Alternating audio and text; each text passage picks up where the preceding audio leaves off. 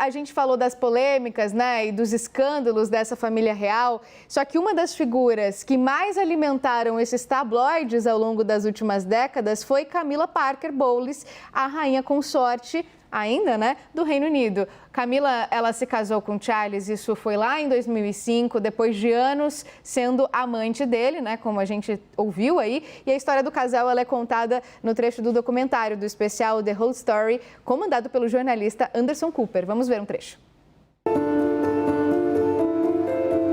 Members of the royal household will know that if you want something done, you have a quiet word in the ear of the Queen Consort.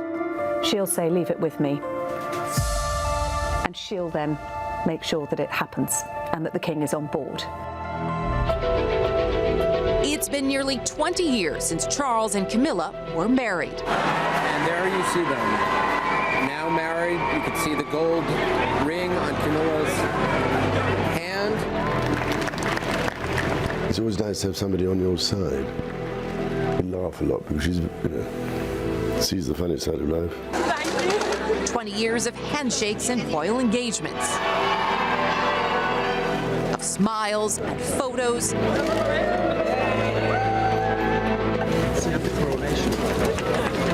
chances to connect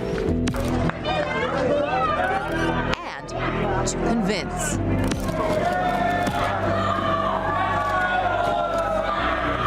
When we talk about Camilla and her PR, it was a slow, steady, playing the long game.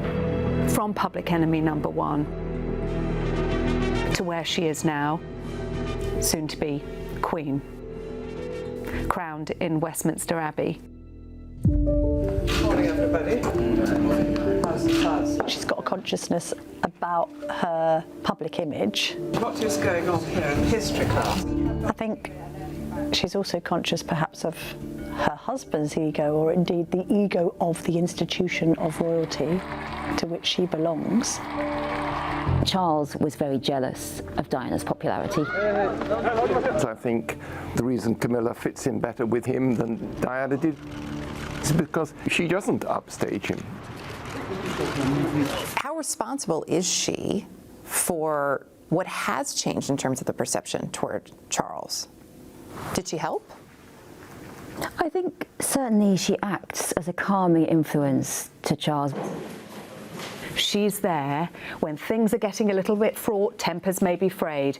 And we saw it played out in the days after the Queen's death. Oh God, I hate this. Oh, look, it's going everywhere. Has anybody got trouble? And when the pens weren't working or the ink was going everywhere,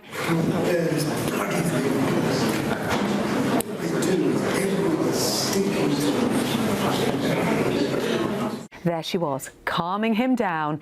It's all right, let's change the pen.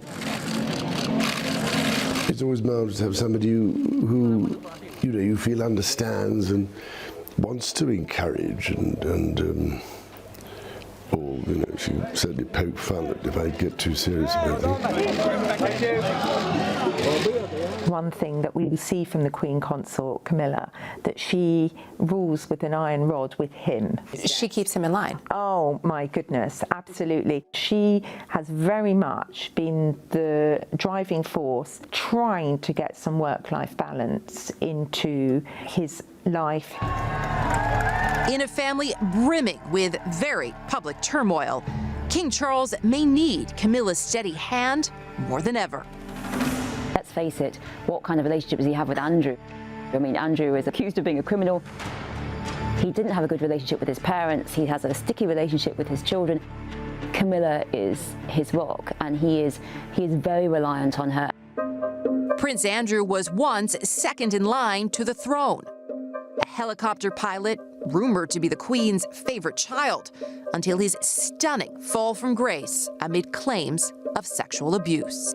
Prince Andrew speaks out about his ties to Jeffrey Epstein and allegations he had sex with an underage girl.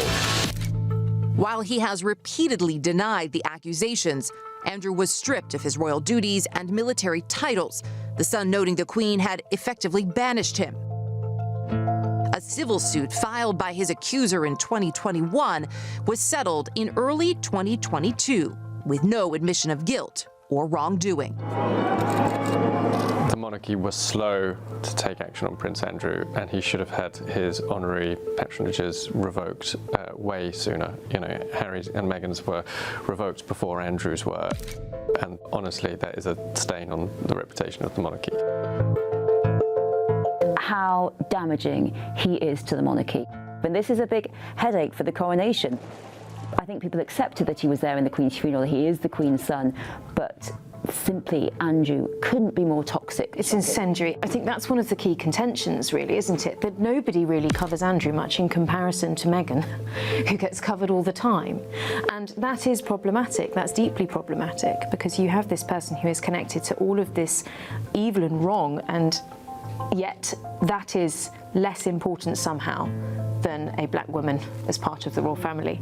And that is a stark contrast. It's a stark contrast.